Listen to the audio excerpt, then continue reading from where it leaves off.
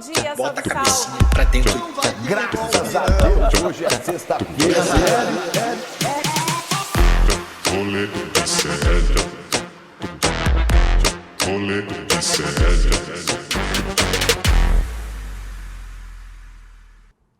Olá, um ótimo dia a todos e a todas! Segundou! Hoje é segunda-feira, dia 26 de maio de 2025. Sejam bem-vindos e bem-vindas, rolezeiras e rolezeiros deste mundão de meu Deus! Segundou e vamos juntos, porque o Brasil brilhou em Cannes. E além do frevo, teve diretor e também ator. Eles foram premiados. Que bacana, né? E o presidente da França, Emmanuel Macron, cara, ele foi agredido pela esposa, gente. Mó climão! Porque, além de tudo, teve o flagrante, que a gente vai mostrar aqui pra você, tá? E o Ancelotti chegou ao Brasil, o novo técnico da seleção brasileira, né? Que hoje à tarde, às 3 horas, vai anunciar os convocados da seleção brasileira. Olha, vou dizer pra vocês, viu? Sou mais seleção feminina, mas tudo bem. Vamos ver o que ele vai aprontar por aí. E continuamos no esporte porque tá rolando um impeachment. Tá rolando um papo de impeachment do presidente do Timão. E hoje à tarde, às 3 horas, o conselho vai se reunir para decidir se o presidente deixa ou não o cargo. Treta na democracia corintiana, hein? E olha essa, Ciro Nogueira viajou num jatinho de empresário de bet, gente. Você acredita? Não dá, né? Rolando a CPI e aí o cara viaja com o dono de bet. E aí eu só posso dizer uma coisa pra vocês. Vou repetir o que disse Chico Alves no nosso site iclnoticias.com.br. Ciro Nogueira é tigrão com o governo, mas é tchutchuca com o tigrinho. Chico Alves, Francamente. Parabéns pra você. E pra fechar, meu povo, o teto de um cinema desabou numa sessão do filme Premonição 6, que teve estreia neste mês de maio. Não é só estreia, não. Teve uma grande estreia nos cinemas mundiais, tá? Mas só que, infelizmente, numa dessas, o teto desabou do cinema. Fica aí que eu mostro tudo pra você, mas antes eu vou dar bom dia pro meu querido Vitão. Vitão, no gás nessa segunda-feira? Bom dia, tá? Hobbs. Estou ainda me recuperando um pouco da virada cultural, que foi muito boa balada. aqui em São Paulo. Mas é isso, vamos lá, segundou. No Vitão Indica de hoje, eu trouxe uma dica de um canal no YouTube, Oba. que ele posta DJ sets, que é o Músicas para Balançar o Pescocinho. São vários DJs fazendo sets em lugares diferentes.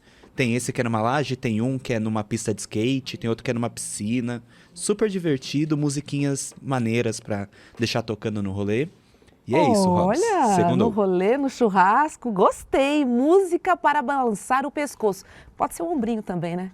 Tipo, Pode quando você ser vai também. no samba e não sabe sambar, o que você mexe? Só o ombrinho. Mas isso não acontece com o Guga Noblar, né? Pé de valsa desse rolê ICL. Bom dia pra você. Hobbs, maravilhosa, estamos juntos. Estamos. Mais uma semana. Vamos nessa. Vamos Semana nessa?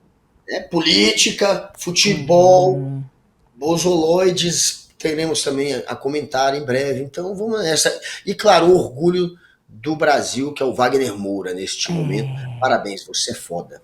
Pô, muito bom, muito bom. Fiquei muito feliz. Já tinha ficado feliz com o frevo. Aí começou a ganhar um prêmio. Aí ganhou 2. Falei, cara, olha o Brasil, meu povo, olha o Brasil. Deixa eu dar bom dia pro nosso chat. A Gladys dando bom dia para você, Vitão. Só Bom para dia. você, eu entendi aqui, tá? O Sávio quer saber onde o Will consegue tanto atestado. Sávio, o William tá de folga. Essa vez não foi atestado. Desta vez não foi, ele tá de folga, porque a semana passada ele dobrou alguns dias aqui no ICL. Aí deram uma molezinha pra ele, tá bom? Dessa vez não foi atestado. Vou defender o William De Luca aqui neste programa, hein? Só dessa vez, porque dessa vez não foi. Bom dia pra Gladys, já falei. Bom dia pro André Felipe. Bom dia pro Fábio Gomes. Bom dia pro Daniel, pra Beatriz, pro José dos Santos, pro Baile Todo. E vamos começar o Rolê ICL. Roda a vinheta aí, que hoje eu tô no gás. Tá pegando fogo, bicho! Chama! É, meu povo, como eu adiantei aqui, o Brasil fez história no Festival de Cannes. Kleber Mendonça Filho levou para casa o prêmio de melhor diretor pelo filme O Agente Secreto, tá? E não veio sozinho esse prêmio não, tá? Wagner Moura, protagonista do filme, também foi premiado como melhor ator. Kleber se tornou o segundo diretor brasileiro a vencer a categoria. O primeiro foi Glauber Rocha, em 1969, por O Dragão da Maldade contra um Santo Guerreiro. Filmaço, cara! Aliás, eu sempre confundo, né? Quando eu vou falar de Glauber Braga, eu confundo com Rocha. Aí quando eu vou falar de Rocha, eu falo Braga. Mas tudo bem, tá explicado, né? Porque eu amo e adoro os dois. Agora, olha só, ao receber o troféu, o Kleber mandou um salve pra galera que estava assistindo aqui no Brasil. Vamos dar uma olhadinha no momento da premiação. Roda aí. The best director goes to Kleber Mendonça. Olha, and the Oscar goes to... Que legal.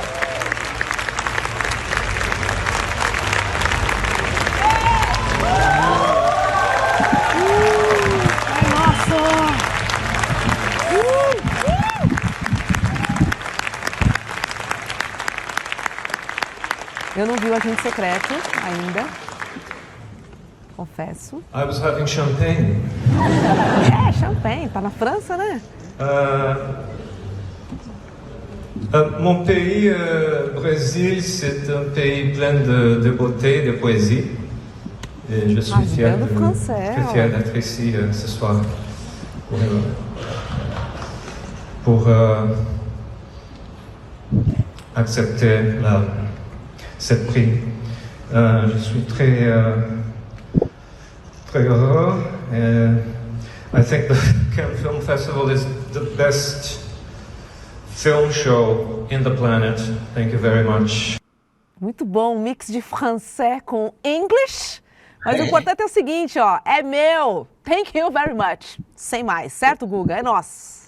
É nóis! Brasil mandando no cinema. Brasil na frente aí no topo, mostrando que a gente é criativo, que tem atores excelentes no Brasil e que a gente tem a manha de fazer cinema também. Então, né, ganhou o Oscar de melhor filme, Ainda Estou Aqui. Agora a gente tem o Agente Secreto aí bombando. Tô louco pra ver esse filme, inclusive. Né? E por quanto tempo será que bateram, né? Palmas para o filme, virou essa discussão, 19 minutos, 15 minutos, 22 minutos, a resposta está aí, o filme é um sucesso, o filme está levando os prêmios e significa muito para o cinema brasileiro. A gente está, mais uma vez, aí com um artista e com um diretor dando orgulho para esse país. Vamos para frente, Brasil agora também, foram né? 13 minutos de palmas. 15 minutos de palmas. 13? 13. Cara, tá demais, tá demais. Eu fico muito feliz com o nosso cinema nacional. Teve cara. um filme, galera, que foi o Labirinto do Fauno, né? Que é um filme bem conhecido, do Guilherme Del Toro. É de 2006 esse filme. Quando ele passou no Festival de Cannes, ele foi aplaudido por 22 minutos. Esse que é o recorde. 22 minutos. Porque rola meio que uma competição. Esse lance do aplauso lá em Cannes é um termômetro realmente de quem é o favorito a ganhar ou não, a vencer ou não. O filme do Brasil teve, né, esse tempo todo aí de palmas, mas tem isso, de fato a galera mede, marca o tempo e vira uma competição também para ver quem... É o palmômetro da competição. Olha lá, ó. Bom, mas ficar 15 minutos lá também, ó, 20 lá, hein, Guga? Imagina. Sai com a mão ardendo. Nossa, sai que nem sente mais a mão, não sabe nem o que tá fazendo. Um cigarro aceso numa mão, só se for. Batendo palma assim. Não, aí queima, aí queima, sem utilidade alguma, não faz isso não. Ó, o Agente Secreto já tinha virado aposta forte no festival, tá? A obra levou também o prêmio da Crítica Internacional, olha que bacana. Vamos lembrar aqui que a última vez que o filme levou 2 prêmios foi em 2017, galera. Olha que importância tem. Ou seja, mesmo sem a Palma de Ouro, o Agente Secreto já entrou para a história do festival. E é isso, né? Vamos pegar e aproveitar essa onda, esse tsunami do cinema nacional. Que eu acho que é isso. A gente tem grandes cineastas, a gente tem um investimento interessante também no setor audiovisual brasileiro. Temos incríveis atores, diretores, temos uma pluralidade de país, de narrativas, de histórias, de diversidade. Meu, a gente mora num puta lugar, né, cara? E culturalmente falando, É isso, né? A gente tem muito conteúdo para ser explorado nesse Brasilzão de meu Deus. Eu fico muito feliz de ser brasileira. É uma delícia. E ó, quem venceu a Palma de Ouro, que é o prêmio principal ali do evento, foi o filme It Was Just an Accident, do iraniano Jafar Panahi. Eu acho que é assim que fala, Panahi. Muita gente destacou a trajetória do Panahi, marcada por perseguição política e também censura no Irã. Inclusive, em 2010, a presidenta do júri, então, protestou contra a prisão, de Jafar, erguendo um cartaz com o nome dele. Agora, olha só, na época que ele foi proibido de viajar, o cineasta, ele passou a filmar e passou por prisão solitária. E aí o diretor iraniano, que havia resistido, realizando filmes clandestinamente, produziu também mais um filme potente nessa situação, que foi bem humano e político, em torno de um grupo de personagens que tiveram suas vidas drasticamente afetadas por prisões políticas e que reencontraram seu possível torturador. Olha que olhar. Agora, resumindo aqui a importância do cineasta iraniano. Panahi se tornou o único iraniano a levar os 3 maiores prêmios do Festival de Cinema Mundial. Palma de Ouro, Leão de Ouro e também o Urso de Ouro. Interessante, né? Eu acho que falei em pluralidade, é isso, né? Cinema iraniano, cinema brasileiro, cinema mundial, muito além de Hollywood, que vai muito além de Bollywood, inclusive. Assim, a gente tem cinemas riquíssimos em diversas partes do mundo. Mas a gente sabe, né, que Hollywood rouba as salas de cinema, rouba a sua atenção, investe em publicidade, o que acaba apagando um pouco, né, o cinema mundial, né, Guga? É um lobby, é muita grana também, né?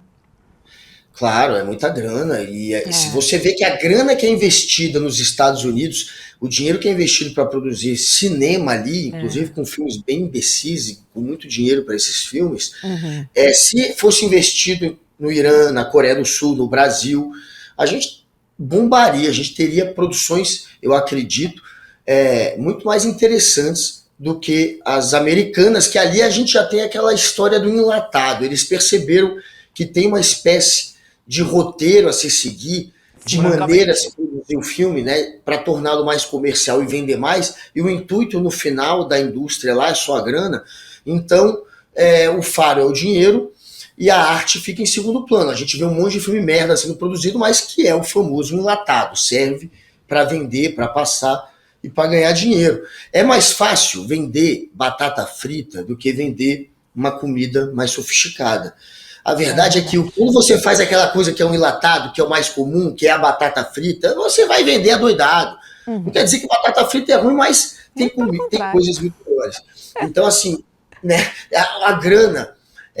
se fosse mais bem distribuído, a gente ia ter filmes incríveis. O cinema iraniano, ele é muito forte, né? O cinema iraniano, ele tem um movimento que eles começaram na década de 60 e 70, que é como se fosse um cinema novo lá deles, que eles chamam que é chamado mundialmente de New Wave, que é a nova onda deles, e que desde então eles têm produzido filmes bem interessantes e populares, e esse agora é mais um que entra para a lista. Mas o Irã tem alguns bons filmes, tem bons diretores, ali tem também já uma produção de cinema interessante, e a gente está vendo a coroação disso com um diretor que é perseguido, e, enfim, que se é perseguida porque é alguém que tem uma importância política, tem uma mensagem política importante.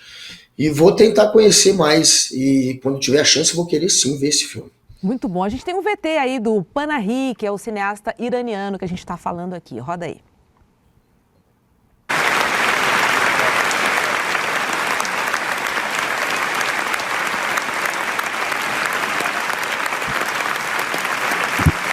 Bastante aplaudido também, né?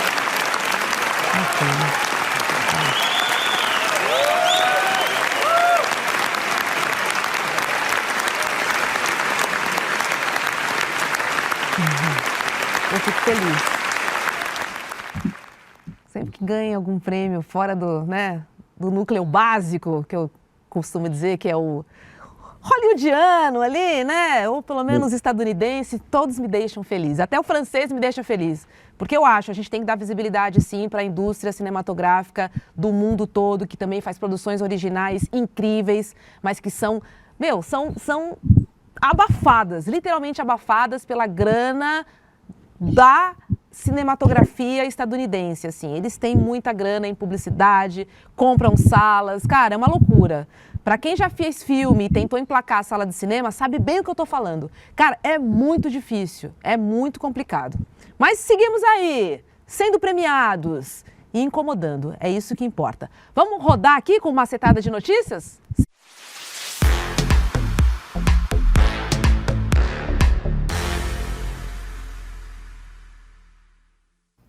Rapidinho, deixa eu dar bom dia aqui, porque, ó, tá chovendo bom dia aqui, Guga. Ó, Fábio Gomes, Marton Renan, bom dia, Robs, bom dia, Guga, 4830 Doctor, bom dia, povo lindo, bom dia, São Gonçalo, alô, São Gonça, Dalmeri, um beijo pra você.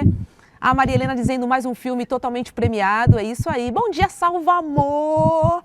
Margarete mandando um beijo pra gente. André, bom dia, camaradas. Bom dia, rolezeiros. Mariana. Olha só, Gladys dizendo em francês, très chique. Falando em francês, Gladys, vou trazer uma de lá, tá? Emmanuel Macron levou um empurrão no rosto, mas ó, não foi de protestantes ali, querendo alguma coisa, a galera fazendo protesto, nada disso. Foi da própria esposa, a Brigitte Macron. A cena aconteceu na chegada do casal ao Vietnã durante uma turnê pela Ásia. E o presidente francês parecia um pouco distraído ali, pá, olhando ali a mosquinha, conversando com alguém, quando de repente, tipo, tomou um empurrãozinho assim, sabe? Pra sair do caminho, toquezinho assim de leve. Foi isso que aconteceu, vamos ver. Olha lá, tá ele ali, ó, na porta do avião e, pô, vem uma mão ali, ó. Nhau! Uma mãozinha. Ó, tchum! Notou que a blusinha é vermelha, né? Notou ali a blusinha vermelha? Ó o flagrante. Que Olha lá. isso? Epa! Oi? Epa! Oi? Escorregou? Oi? Levou um pedal a Robinho. Pá! Agora, notou na blusinha vermelha, né? Notou. Olha ela aí, ó. E ela não dá o braço pra ele, ela se nega a dar o braço pra ele. Exatamente, gente. Ó, o vídeo rodou o mundo, obviamente, né? Agora, o que confirma, né, que foi Brigitte, porque até aí a gente viu uma mãozinha vermelha, foi o fato dela não pegar na mão do Macron ao descer do avião, cara. E preferi pegar no corrimão, cara. Não vou pegar com você. Climão, hein, Guga? O Palácio do Eliseu disse que era só uma brincadeira entre o casal.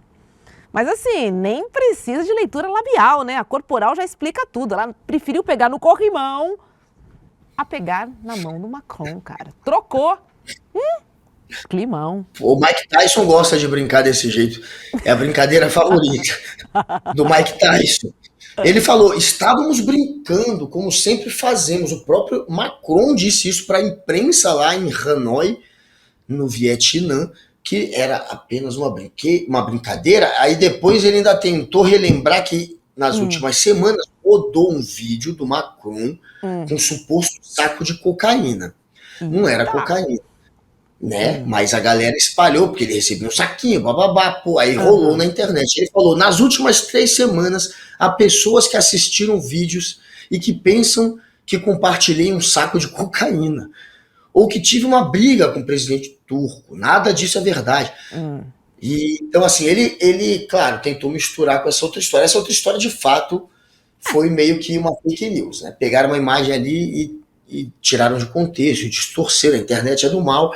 Mas essa agora da mulher dele, a imprensa inteira está embarcando na versão de que parece mesmo, né? Uma agressão.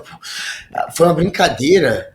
O seu rosto, enfim, tá sendo agredido, tá levando um tapa. Que brincadeira é essa? Vocês gostam de brincadeira?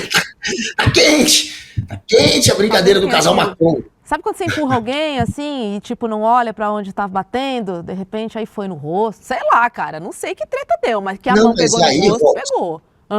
Se fosse só isso, o problema é que depois ela se nega a dar o braço pra ele. Ele coloca o braço pra descer as escadas, confirma, né? E ela não dá.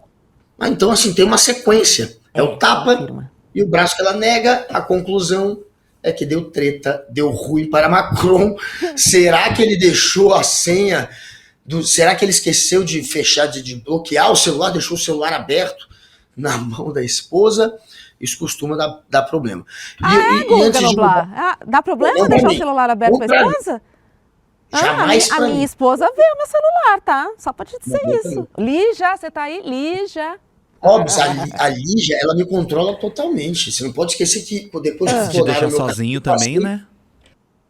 Não, eu passei a usar o cartão dela. Ela fez 2 cartões, agora eu uso o cartão do banco dela. Quando eu tenho que usar um cartão, que eu tenho que passar cartão. Pix eu não sei passar, nunca passei. Então, eu dependo completamente da Lígia. Ela tem controle total da minha vida, financeiro, emocional. Ela sabe de tudo. Eu não tenho como macronizar e não tenho como falando em macronizar. climão, só queria pedir pro Guga parar de bater no microfone, parar de ficar mandando e-mail, que tá uma barulheira aí bem difícil, hein? Ah, não, foi mal, é a cadeira. Essa cadeira tá fazendo barulho chato. Pera aí, eu vou botar ela na posição que para de mexer. Essa camiseta é nova, Guga. Obrigado. Não conhecia também, hein? Essa é pelo massa. menos, Essa não daqui conhecia. Essa eu ganhei da esposa do pai da Lígia, que é a madrasta da Lígia, que é, portanto, a minha nora. É nora que chama, né? Quando é a mãe da sua nora. Ganhei da minha nora. Sogra? Sua sogrona? Não, sogra. Nora Sogrona. É horrível para lembrar a ordem dos parentes. É sogra. Eu ganhei da minha sogra. Ela é catalã, mora em Barcelona. E é aquela catalã que torce contra a Espanha. Só torce pelo Barça. Então é uma catalã. Adoro. E só mandar um beijo pro Bad Dog, pra Beta Maia. E quem tá aqui pediu, a Renata Rocha, lá da Polônia, o Christoph, grande Christoph, e Ricardo Mick tá pedindo uma ajuda para divulgar a quitanda. Ricardo Mick, ele disse que quer divulgar a quitanda. Nossa, caiu o microfone do Guga. Ih, Guga, mutou? Bateu o dedinho aí no mute? Que houve? Não tô te ouvindo. Voltou. Uai, não tava no mute, não. Tem só uma fruta na quitanda do Ricardo que ele tá vendendo. Qual é? É o só. Por 10 reais. Ih, Guga, o áudio tá indo e voltando. Não consegui nem ouvir o nome da fruta. Indo e voltando. Qual é a fruta? Olha, só tem uma fruta que vende na quitanda. É só caqui. Caqui? Tá na época Só de caqui, hein? Que eu vi bastante caqui na feira na semana passada. Quanto que ele tá vendendo, caqui, ele falou? Só caqui por 10 reais. Só caqui por 10 reais. Meu Deus do céu! Começou a semana e a gente começa aqui no rolê, né? Deixa eu trazer outra, porque é sobre o circo da CPI das Bets, porque esse circo ganhou um novo capítulo, gente. O Principado de Mônaco. Olha, é só gente fina, elegante e sincera, tá? É que o senador, o Ciro Nogueira, do PP do Piauí, ele embarcou para a Riviera Francesa num jatinho de luxo. E um detalhe importante, gente, a aeronave era de um dos investigados, ou na verdade é de um dos investigados, pela própria comissão parlamentar que ele integra, a CPI das Bets. Olha só que interessante, Ciro Nogueira. Muito bem, viu? Olha, segundo a revista Piauí, o voo partiu de São Roque, que fica no interior aqui de São Paulo, após a filiação do secretário de Segurança, que está fazendo um trabalho excepcional aqui em São Paulo. Meu Deus do céu, do Guilherme Derrite, né? Ele se filiou ao Progressistas. E o seguinte, mal acabou o evento, Ciro saiu no jatinho, avaliado aí em cerca de 70 milhões de dólares, e aí ele saiu junto, sabe com quem? Com Fernandinho Oig, que é um dos grandes nomes do mercado de apostas online e também alvo da CPI. Olha que interessante. Quer saber mais? O destino final desse jatinho? Quer saber? Eu quero. GP de Mônaco, Guga, para acompanhar o Grande Prêmio de Fórmula 1. Direto de um iate, porque para assistir o Prêmio de Mônaco você pode alugar aqueles apartamentos, que também não são nada baratos, mas ele foi além. Ele acompanhou o GP num iate de 80 metros, alugado por quem? Por Fernandinho. Olha que coisa. Olha que amizade. Olha que legal, cara. Nossa, Fofo. que imoral, né? Vamos dizer assim. Não podemos esquecer, Robs, que esse sujeito que tá aí agora pedindo carona para viajar de jatinho e brincar de iate assistindo o GP de Mônaco, sendo pago por um dono de uma bet, esse sujeito era quem mandava na Casa Civil no governo Bolsonaro. O ministro da Casa Civil do governo Jair Bolsonaro. O Bolsonaro era pau mandado do Arthur Lira e do Peru do Ciro Nogueira. Bolsonaro.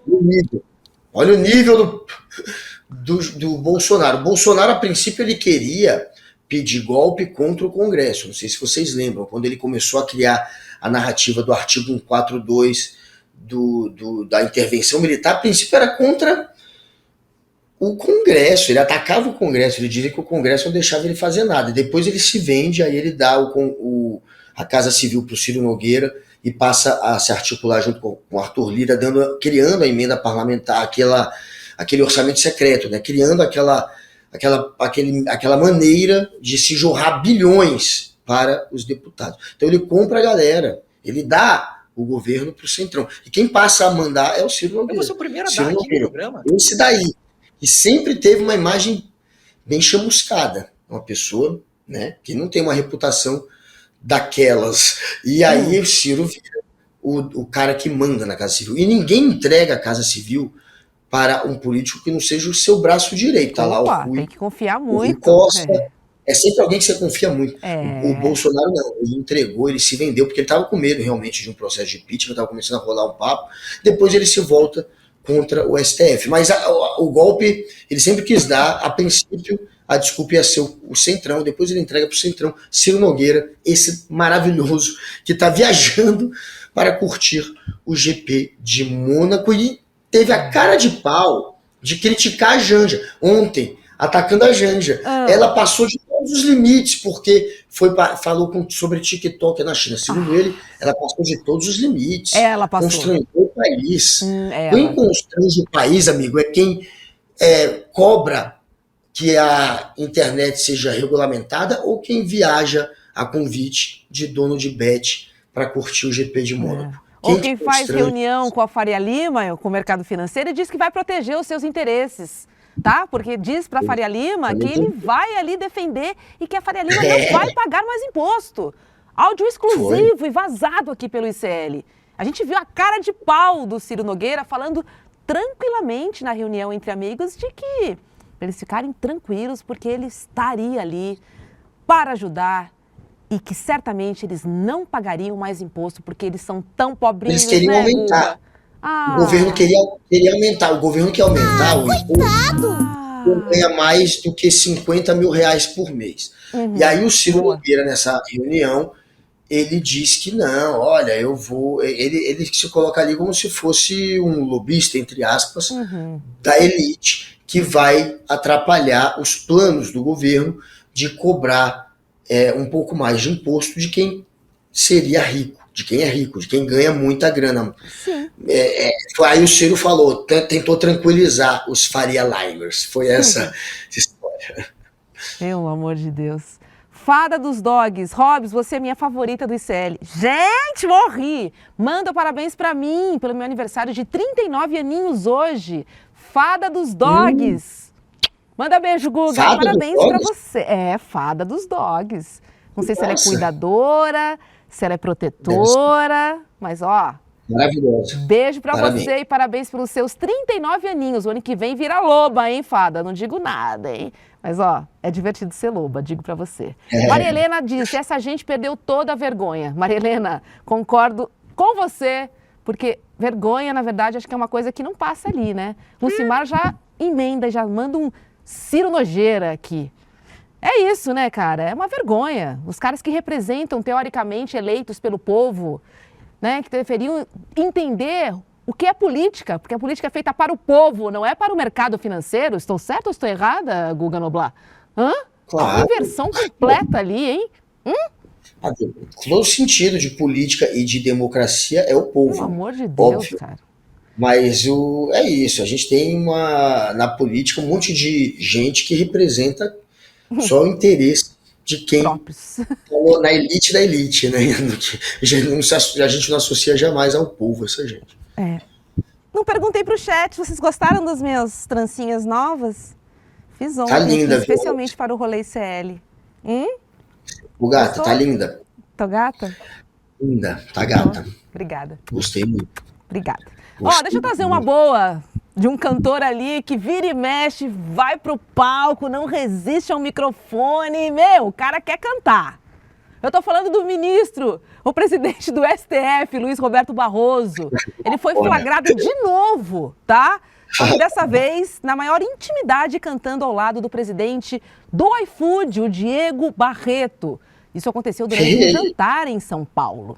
O encontro aconteceu na casa do empresário e na agenda oficial do evento estava lá: você foi convidado para um jantar em apoio a um programa do Conselho Nacional de Justiça, com início às 8 horas da noite. Bom, mas o que chamou mais atenção foi a dupla, né? A dupla voz do judiciário e do dono do app, do presidente do app de delivery. Quer ver o momento em que o presidente virou showman no meio do evento? Por favor. Vai.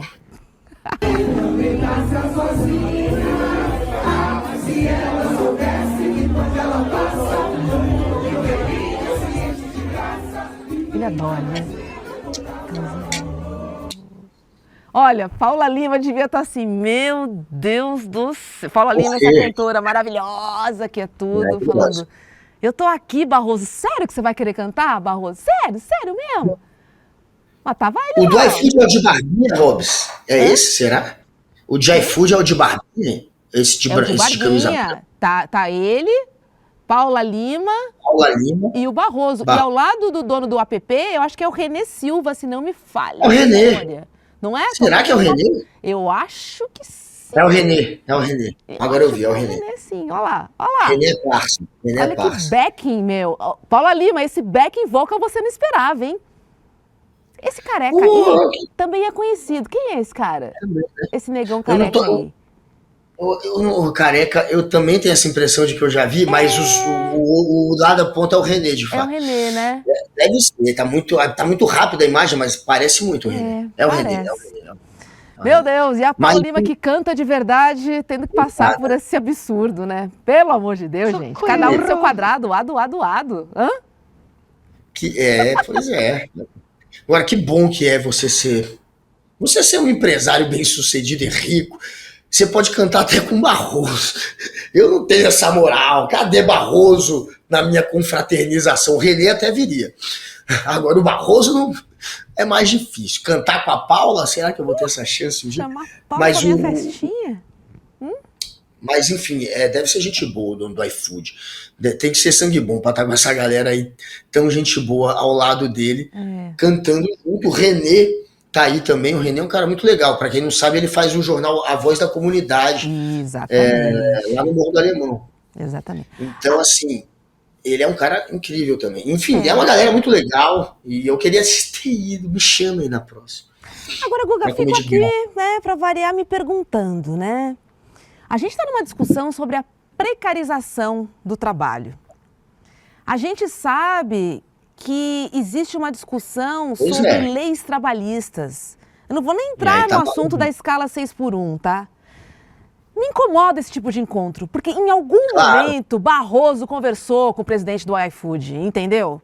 E aí, lá na frente, uma pessoa, né, que não tem essa influência, mas sou impactada pelas decisões dessas pessoas, posso ficar me perguntando, cara, que justiça é essa que os caras se encontram, conversam, tomam um vinho, aí depois o Barroso vai ser contra, né, os interesses do iFood? Não dá. Não dá. Eu não consigo, eu não admito. Quando você é do STF, você não pode misturar isso. Você não pode. De fato, Robs, isso é. Por isso que eu comecei zoando, né? Quando você é um empresário, você consegue cantar com Barroso. Um empresário bem sucedido. Muito difícil. Jornalista não consegue. É tão difícil falar com Barroso, mas é tão difícil falar com qualquer ministro do STF. E deveria ser mais difícil ainda para o empresário do que para um jornalista, né? E a gente vê os empresários, às vezes, tendo esse acesso facilitado a uma pessoa que um dia poderá julgá-lo. Tem chance, o iFood é muito grande, essas empresas gigantescas, você tem que manter uma sobriedade, não se misturar demais quando você é alguém. Cara. Quem sabe, não vai, pode ser que não aconteça, mas quando tem um potencial de julgar essa pessoa, não pode misturar as coisas. E aqui acontece muito, né? No Brasil, sempre tem juiz passeando com o empresário, chamando pra festinha, pra ir pra Portugal, não é não? Não dá, velho, não dá. Tem, né? Isso não dá, de fato. Isso não pega bem, cara. Talvez não seja ilegal, mas beira o imoral pra mim, assim. Porque eu não consigo entender essa união, essa amizade que se separa quando o assunto é trabalho. Acho muito difícil, cara. Mas muito difícil isso acontecer. Deixa eu trazer uma do Timão, cara, porque a noite desta segunda-feira promete ser quente no Parque São Jorge. O Conselho Deliberativo do Corinthians vota o impeachment do presidente Augusto Melo. Vou explicar a treta. Ele é acusado de irregularidades no contrato com a Vai de Bet. Não é sempre uma bet? É sempre uma bet, né? Isso por desrespeito ao estatuto e infração à Lei Geral do Esporte. Se o impeachment for aprovado, Augusto é afastado imediatamente. Mas a decisão final fica por conta dos sócios, que terão que confirmar a queda em assembleia, isso depois. O escândalo começou com a revelação de intermediários suspeitos no contrato milionário de patrocínio. A polícia entendeu que houve desvio de verbas e manobras irregulares. E Augusto, então, foi indiciado por furto qualificado, associação criminosa e lavagem de dinheiro. O Timão, então, decide hoje o futuro do seu presidente. E não é dentro de campo, né? Infelizmente, a gente vê aí mais uma treta. E aí, de novo, aqui, ó, sendo repetitiva, envolvendo bets, envolvendo clubes. E dessa vez está aqui, ó. O time da democracia corintiana envolvido nesse absurdo. É fogo, né? Porque acaba queimando o nome do filme, queimando o filme do time. Concorda também? Pois é. Porra! Imagina! O presidente do time é um sujeito que pode ser um ladrão. Será que queima, né? O Corinthians, como entidade, ele precisa, claro, ter uma credibilidade que passa pelo seu presidente, obviamente. Você não vai negociar com um time que tem um presidente malandro, suspeito. Isso é ruim em todos os sentidos. Desde a hora de fechar patrocínio até a hora de contratar jogador ou fechar com técnico. E é ruim para a imagem, para a história do time. Se ele for afastado pelo Conselho Deliberativo, que vai se reunir nesta tarde, aí depois o afastamento dele ainda vai ter que passar pela Assembleia Geral. A Assembleia Geral, aí são sócios que votam, não são os diretores, não é a turminha que manda ali no time, que faz parte do Conselho. Vai ter ainda isso, dependendo de como os sócios se comportarem, é aí que a gente vai ver. É ruim para o Corinthians ter um presidente com essa imagem? Os sócios vão responder, eu acredito que os sócios tenham essa imagem também, de que não é legal ter alguém nessas condições como presidente. Então, não sei como os sócios vão se comportar, mas apostaria sim no impeachment dele, e aí deve assumir o vice. O problema é que o vice é muito ligado a ele, né? Quem é o vice? O vice se chama Osmar Stable. Se ele assumir, pode ser que não mude muita coisa. Agora também pode ser que ele não assuma. Pode ser que, por tabela, retirem ele também. E aí entraria o segundo vice, né? O segundo, que é o Armando Mendonça. Então veremos onde vai parar o Corinthians, quem será o próximo presidente, ou se de fato esse daí cairá. Ainda sabe, e também vai demorar, como eu falei, até a semana que vem, ou até o fim dessa semana, pelo menos mais 5 dias até chamarem a Assembleia Geral. Caramba. E Robson, queria ver o Timão na página do esporte, cara, mas tô vendo em outras. Que triste. Vai lá, Guga. Daqui a pouco, exatamente, não queria estar vendo ele no programa do Datena, queria estar vendo no programa de esportes. Só falar, Robson, antes que a gente já está mais da metade do programa, que eu e o Príncipe William, gente, estamos concorrendo no prêmio Best em 2 categorias cada um. Então votem em mim e no Príncipe, categoria jornalista, influenciador de Twitter. Boa. Não, Twitter, Jornalista, influenciador. Ah, não é só do Eu- Inter, não, né? Ah, é de tudo, Não é só pô. do Inter, Influenciador, não. é o cara brabo, pô. Jornalista, influenciador. Hum. Jornalista, influenciador. Falei bobagem. E tem jornalista de opinião, que ele concorre, e eu no de opinião geral. Tá. Então vão lá e votem, né? Sentem o dedo, a gente vai jogar aí os links. Ricardo Mick, Renata Rocha, Fábio Gomes, Beta Maia, Bad Dog, Daniel Balaguer. Espero que vocês votem, sentem o dedo lá, José Santos, votem lá no IBEST, nessas duas categorias. Eu acho que a gente E também, devia ganhar gente, alguma coisa. Quem vota devia ganhar alguma coisa. Eu acho que você e o Will precisam pensar no mesmo, que né? seria. Que a gente gosta de prêmio. A gente gosta de prêmio. Vou votar. Ei! Quero saber o que a gente vai ganhar Ei. com isso. Ah. Amanhã eu vou pensar com o Príncipe Pensa hoje. em Vou alguma pensar com coisa aí, isso. você e o William, porque ó, a gente vai votar, mas se tiver um estímulozinho, a gente vota mais. Digo por mim. Boa. Digo por mim. Pensa nisso. E o endereço, qual é? Só ir lá no Google ou lá no chat GPT? IBEST. Mas a galera tá jogando aí no chat, eu acho. Peraí, Tá que no agora eu chat. perdi. Premibest.vote. Ó lá. Premibest.vote. É isso? /vote? .vote. .vote. Vamos votar. Quero ver Guga, quero ver William fazendo festinha pro rolê. De alguma forma, hein? Pensa no brinde, que a gente gosta de brinde. Deixa eu continuar no esporte, Guga, porque, olha, temos um novo presidente. Habemos um new president of CBF. Confederação Brasileira de Futebol tem um novo presidente. O nome dele é Samir Chaoud e ele foi eleito neste domingo e vai comandar a entidade até 2029. Cara, 4 anos. Ele foi candidato único na disputa e é filho de Zeca Chaoud, que está há 42 anos na Federação de Roraima. 42, Eu não gosto né? desse negócio de 42 anos na Federação de Roraima. E nem em qualquer federação ou qualquer cargo que já dura 42 anos. Desculpas, o sincericídio aqui, cara. Que medo.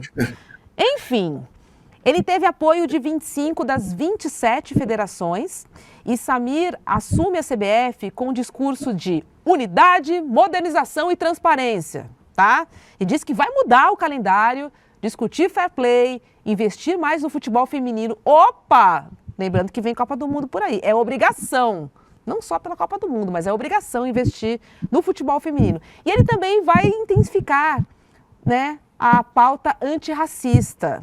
Muito bom, quero só ver. Mas, ó, nem tudo foi festa, tá? Alguns clubes questionaram o formato da eleição, que dá mais peso às federações do que aos times. Sempre tem uma tretinha de eleição, né, cara? Ou é impeachment, ou é a maneira de votar, ou quem votou. Eu vou explicar aqui, ó. O Samir ganhou 103 pontos de um total de 141 possíveis. Foi bem, né? Só que tem uma coisinha aqui que difere do voto de 1 para 1, tipo, cada um vale um voto, o voto tem o mesmo peso? Não. O voto da federação tem peso 3.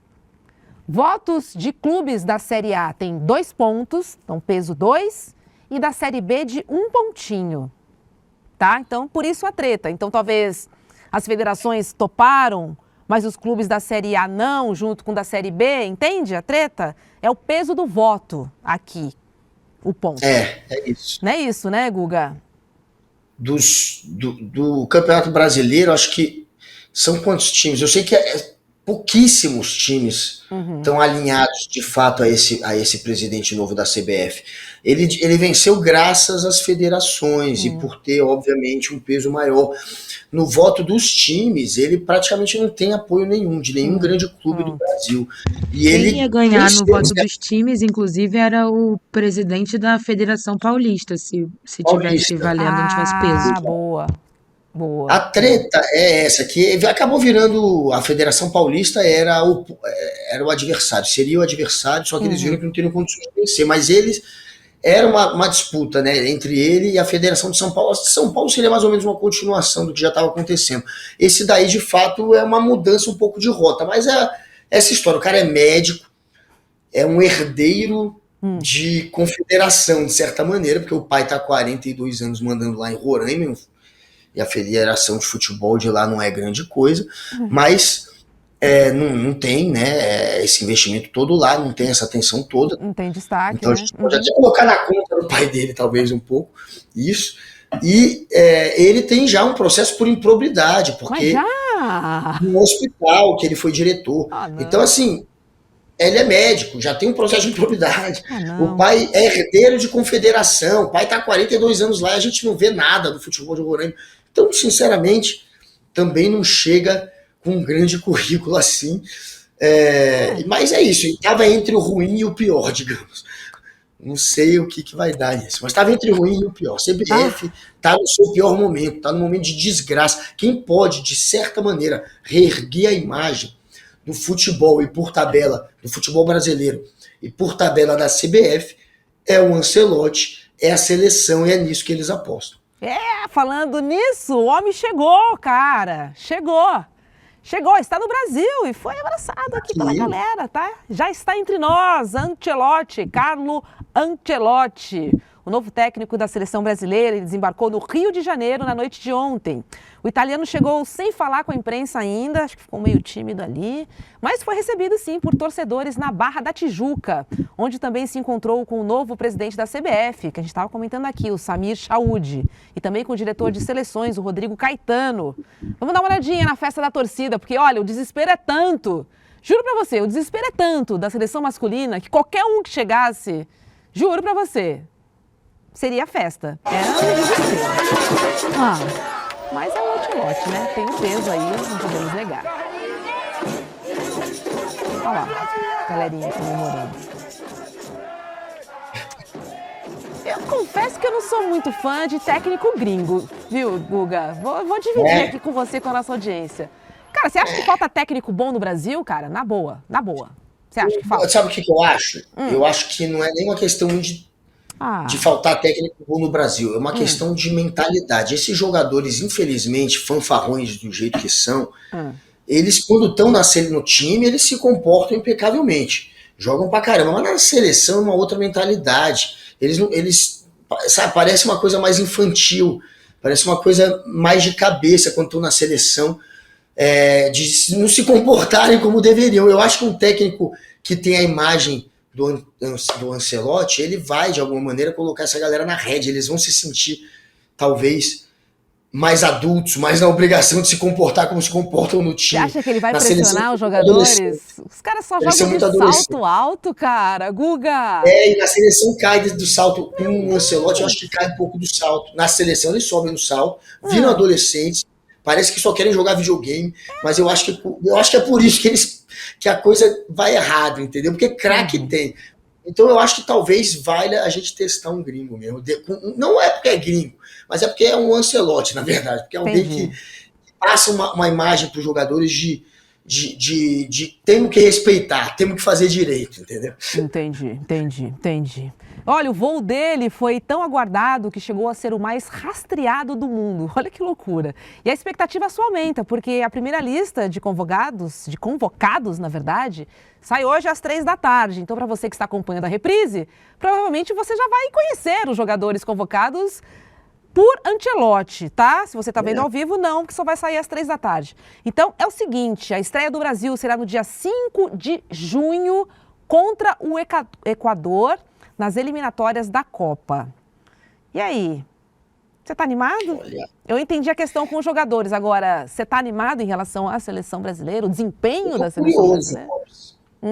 A primeira atitude do Ancelotti, quando foi divulgado que ele seria técnico da seleção, foi sondar 2 jogadores.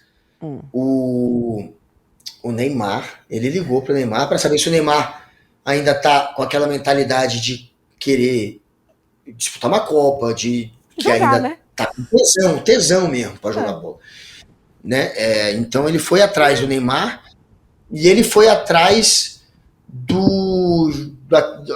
daquele que joga no Manchester, que era do São Paulo, que é jogador de meio de campo, que era do Real Madrid. Como é que eu esqueci o nome dele? O Casimiro. Casimiro. Grande Casimiro, né? Que fala, que tá na seleção há muito tempo, ficou na seleção há muito tempo, parou de ser convocado. Mas quem sabe, eu acho que esse vai ser um dos nomes que será uma surpresa, entre aspas, não é bem uma surpresa, mas é uma surpresa, o Casimiro. Eu acho que ele tem uma grande chance de voltar a ser um nome muito forte na seleção, porque ele se dá muito bem com o Ancelotti, e ele, enfim, tem muita moral com o Ancelotti, então vamos ver. E o Endrick, hein? Parênteses aqui, Endrick, eu acho que Acho que vem, acho que vem. Vem? Acho que essa galera do Real vem, né? Vem toda, Vini né? vem, Vini vem. É a chance do Rodrigo. Rodrigo se dava bem também um pouco. Assim, se bem que o Ancelotti, depois que o Mbappé entrou no Real, o Rodrigo sentiu que a porta estava se fechando para ele, tanto que quer ir embora agora do Real. Mas enfim, Vini vem, Rafinha do Barça vem, o Endrick eu acho que tem uma grande chance, o Casemiro, os jogadores de defesa, o goleiro, né? O goleiro do Liverpool. Que eu não vou falar nosso o goleiro. nome. Goleiro do Liverpool, que eu esqueci o nome. Alisson. Enfim, Alisson? o Alisson, pra mim é grande só Alisson. Everton, só consigo pensar em Everton. O Everton não sei se vem. Esse eu já tô Não, na né? dúvida. Que ele tava vindo, ele tava sendo escalado, o Everton no Palmeiras. E agora esse aí corre isso. Esse corre isso. Deixa eu trazer uma Mas eu do tô PL. animado, ó. Eu Tá tô animado? animado. Tá, então vamos ver. Eu tô animada pro jogo do Brasil contra o Japão, que eu vou assistir na sexta-feira, seleção feminina de futebol, e eu tô animadaça pra esse jogo. Esse vai ser um jogaço, porque esse é um clássico mundial.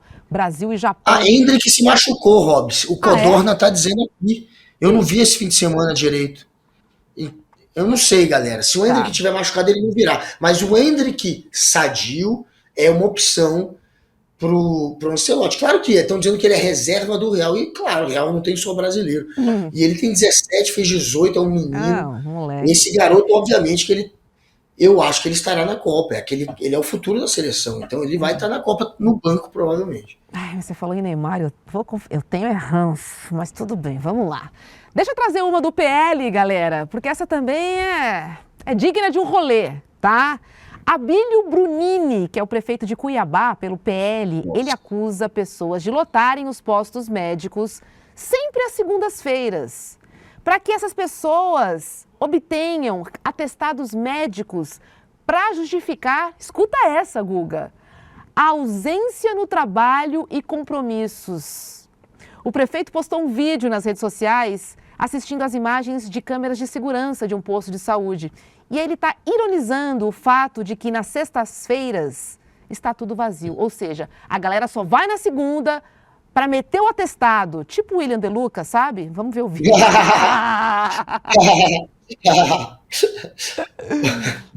Pelo cara.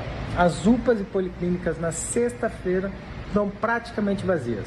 Mas aposte comigo, segunda-feira vai estar tudo lotado. Mas, Abílio, você vai mesmo culpar a população sobre as UPAs lotadas? Não, gente, eu estou mostrando a realidade. Essa aqui é UPA Leblon. Não estou culpando, não, só estou mostrando a realidade. Dia 5, segunda-feira. Dia 12, segunda-feira. Dia 19, segunda-feira. Quantidade de casos com a única finalidade de pedir atestado. E isso acaba prejudicando as pessoas que realmente precisam do atendimento de saúde durante esses dias da semana. Eu não estou dizendo que na UPA não tem pessoas que precisam. Tem sim. Mas você falou que era a única finalidade? Não entendi. As UPAs estão precisando melhorar o seu funcionamento, estão precisando melhorar o seu atendimento. Só que quando você tem praticamente 4:1 a proporção de pessoas que vão buscar atestado e pessoas que vão buscar atendimento, aí você tem todo um tumulto do processo de atendimento da saúde. Então, assim, eu vou ficar doente na quinta-feira, às 14h, porque tem hora e dia para ficar doente também. É isso, Abílio Brunini? Será que eu entendi direito, Guga? E quem confia naquela imagem que ele mostrou, como se no final de semana não tivesse absolutamente ninguém, aquilo ali deve ser uma exceção da exceção, 3 da manhã de sábado para domingo, alguma coisa muito assim. Isso que ele tá na UPA do Leblon, porque, né?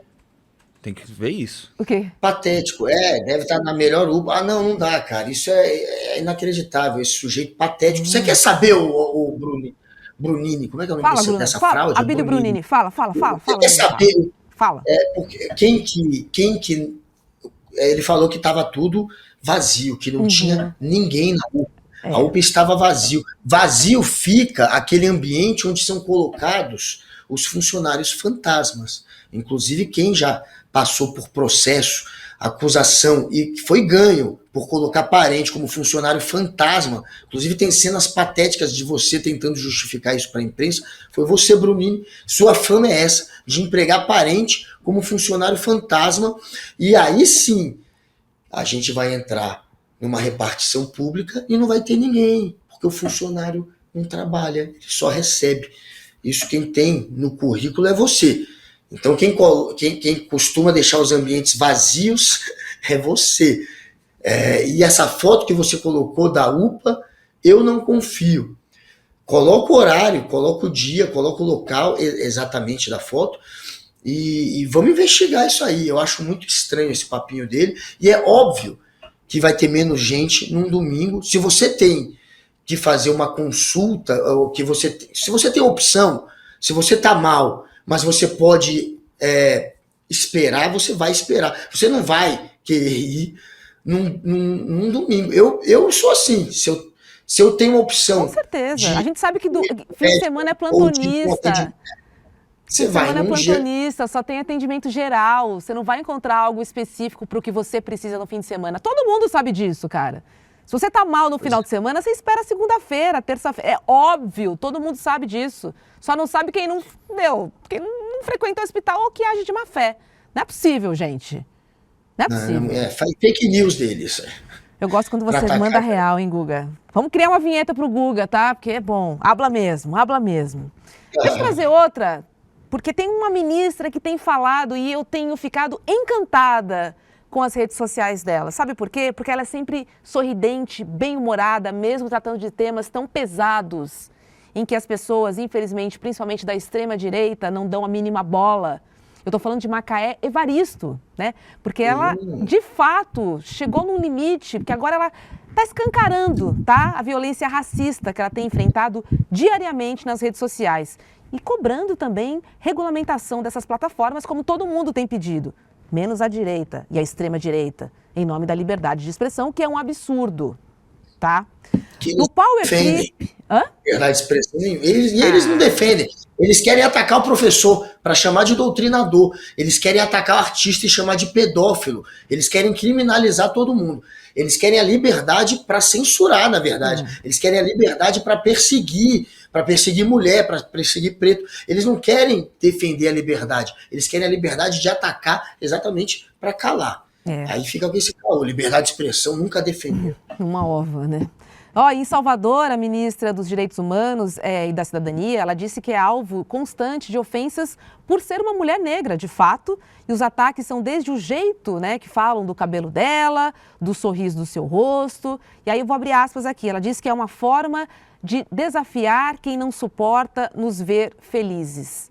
Fecha aspas. Além da dor pessoal, ela denuncia um problema coletivo, né, que é o seguinte, crianças e mulheres negras são as principais vítimas dos crimes cibernéticos. E ainda enfrentam um sistema que protege os agressores em nome de uma falsa liberdade de expressão, que é o que a gente está falando aqui, galera. Que é o que falta, né? É o crime da vida real é o crime virtual, não tem diferença nenhuma. Racismo é crime, galera. Racismo é crime, vamos lá.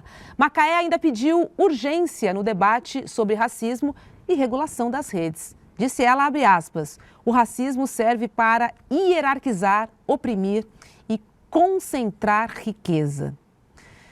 Olha, Macaé, novamente, assim, a gente trouxe na semana passada o caso da ministra do TSE, né, da Vera Lúcia também, né, Guga? E assim, me entristece muito, eu vou replicar aqui o que eu ouvi da jornalista Basília Rodrigues, de quem eu sou super fã e adoro, que é o seguinte...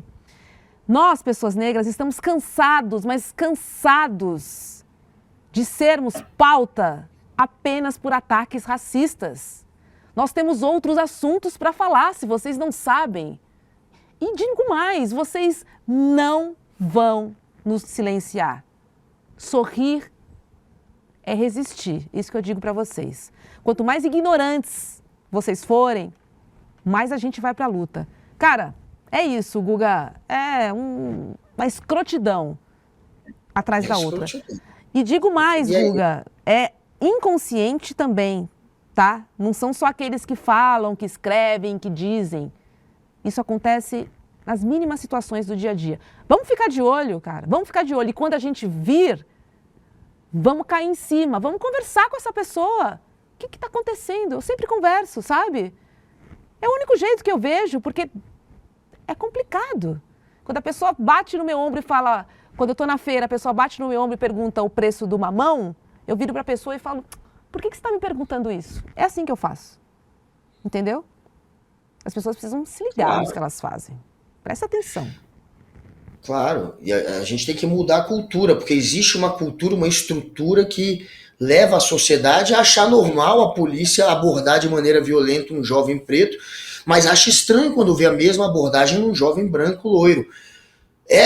Esse padrão que foi criado é uma estrutura, é uma cultura, uma estrutura que faz com que a gente aceite, a sociedade aceite sem nem perceber. E aí você acha que não é racismo, você é. Não tem como não ser. Exatamente. Lamento dizer, mas não tem como não ser. Porque você foi criado assim, você nasceu numa estrutura que já era assim. E a gente está aqui para lutar, para ir contra essa estrutura. E essa luta é coletiva, ela é de todos nós. Por favor, e eu sei que a nossa comunidade está junto, mas é preciso que a gente abra o olho mesmo. Se não for comigo, se acontecer com algum conhecido, algum parente, sobre Macaé, vai nas redes, apoia, chega junto, cara. A gente precisa de aliados nessa luta antirracista. Eu fico estressada com esse assunto, mas tudo bem, estamos aqui para lutar. Deixa eu trazer o último recado, que esse também, é luta, cara. É luta constante aqui do ICL, porque o podcast Império Malafaia já foi ouvido por mais de 500 mil pessoas e está no top 3 podcasts em alta no Spotify. Olha que bacana. A gente sabe que o ICL está sendo alvo de ataques, né, de uma verdadeira campanha de ódio promovida pelo próprio Silas Malafaia. Mas, ICL não se intimida, não. Aqui, é luta, cara, tá? Tanto que nós temos mais revelações para trazer à tona agora. E além do podcast, que a gente já mostrou algumas delas, você também está convidado, na verdade, você está intimado a assistir o documentário inédito chamado Império Malafaia. Essa é uma produção original nossa, aqui do ICL, e ela vai mergulhar ainda mais fundo na investigação jornalística de Juliana Dalpiva e Igor Melo, para a gente entender melhor como é que o poder político, a fé e o dinheiro, eles se misturam nos bastidores de um dos impérios mais influentes do país. O império que apoia a extrema-direita, que fique claro aqui. A estreia do Império Malafaia, o documentário, será nesta quinta-feira, dia 29 de maio, às 8 horas da noite. E terá a presença da Ju, do Igor e também, sabe de quem? Eduardo Moreira. Mas para acompanhar esse doc e esse bate-papo, você precisa, se inscrever. E é rapidinho, não é, Guga? Lá naquele link que você vai falar agora? É um segundo, Gladys Zuzum. 2 palitinhos, Fábio Gomes. 2 segundinhos, Ciro Luiz, para você acessar o roleicl.com.br, roleicl.com.br. A Crísio entra lá, Darlimere Neves, entre também, Marcos Assis, o Daniel Balaguer, que está aqui todo dia, gente boa demais, no roleicl.com.br, roleicl.com.br, Kátia Bermudes, também quero ver você lá, o Aurino, que está aqui direto, a Laura Berco, o Lucimar Martins, o Plínio Batista, todos entrem agora no roleicl.com.br e vamos aprender mais sobre o passado bem estranho, bem manchado, presente também bem manchado de Silas Malafaia. Eita, nossa senhora, que pastor é esse, Brasil? Socorro! Que pastor é esse? É, exatamente. Vamos terminar dando um rolezinho nesse... Vamos. Beijo, comunidade. Obrigada pela sua companhia. Beijo, Guga. Beijo, todo mundo. E a programação do ICL não para, hein, Robs? E a programação continua Agora com a gente tem Guia Definitivo para Saber Investir, com Eduardo Moreira. Isso é bom. E hoje à noite, episódio novo do Chico Pinheiro Entrevista com Jamil Chad. Cara, segunda-feira quente aqui no ICL. Enquanto isso, eu digo, Pablo, qual é a música? Vai. Em homenagem ao gado, hein? Ao Silas Malafaia.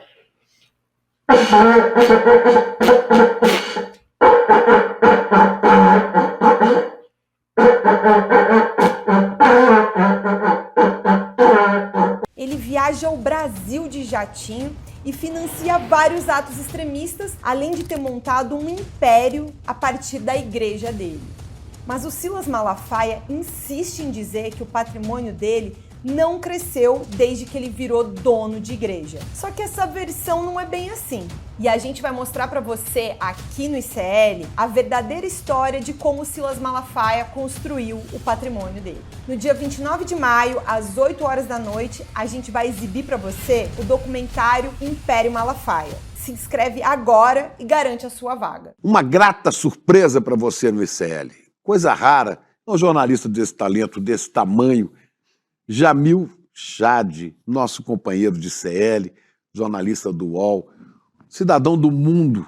Por que vale a pena essa profissão? Essa é aquelas profissões, Chico, que você conhece tão bem, que a gente tem o incrível privilégio de sentar nas primeiras filas da história, de ver a história acontecer na nossa frente e colocar o ser humano dentro dessa história.